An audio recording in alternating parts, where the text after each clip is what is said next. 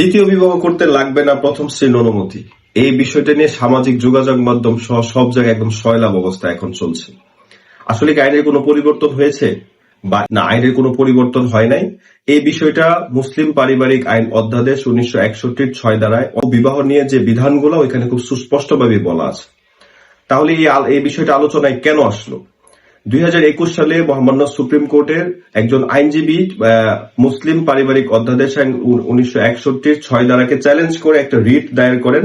তারপরে রিটটা দীর্ঘ কয়েক বছর চলমান থাকা অবস্থায় মহামান্য হাইকোর্ট ডিভিশন থেকে এই রিটটা খারিজ করা হয় এবং মন্তব্য করা হয় যে এই 6 ধারার যে বিধান, এই বিধানে কোনোভাবেই একজন নারীর মৌলিক অধিকার এবং সাংবিধানিক অধিকার ক্ষুণ্ণ করা হয় না।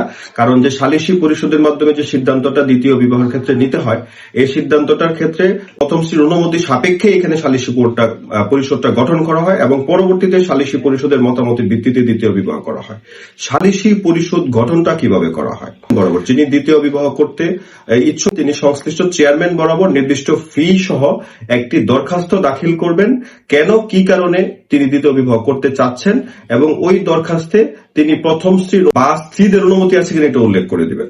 পরবর্তীতে সংশ্লিষ্ট চেয়ারম্যান এই দ্বিতীয় বিবাহের ক্ষেত্রে প্রথম স্ত্রী অথবা স্ত্রীদের অনুমতি আছে কিনা এবং প্রত্যেকটা স্ত্রী এবং স্ত্রীদের হিসেবে নিযুক্ত করে একটা বোর্ড গঠন করা হয়। এটাই হচ্ছে সালিসি বোর্ড। সালিসি বোর্ডের পরিষদের সদস্যগণ ওইখানে বসে সিদ্ধান্ত নেবেন যে দ্বিতীয় বিবাহ করার কোনো যৌক্তিকতা আছে কিনা, কারণগুলো নির্ধারণ করে একটা মতামত দিবেন। ওই মতামতের লিখিত আদেশের প্রেক্ষিতেই একজন পুরুষ দ্বিতীয় বিবাহ করতে পারেন। তাহলে কি দ্বিতীয় বিবাহের ক্ষেত্রে স্ত্রীর কোন অনুমতির প্রয়োজন নেই কিনা, এটা একটা প্রশ্ন থাকে।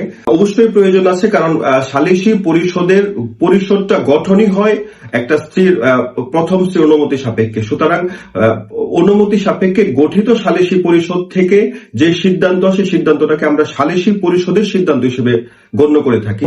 সালিসি পরিষদের লিখিত অনুমতি ছাড়া কেউ দ্বিতীয় বিবাহ করে তৎক্ষণাৎ প্রথম স্ত্রীর দেনমোহরের সম্পূর্ণ টাকা আদায় করতে হবে এবং 1 বছরের কারাদণ্ড এবং 10,000 টাকা পর্যন্ত জরিমানা হতে পারে।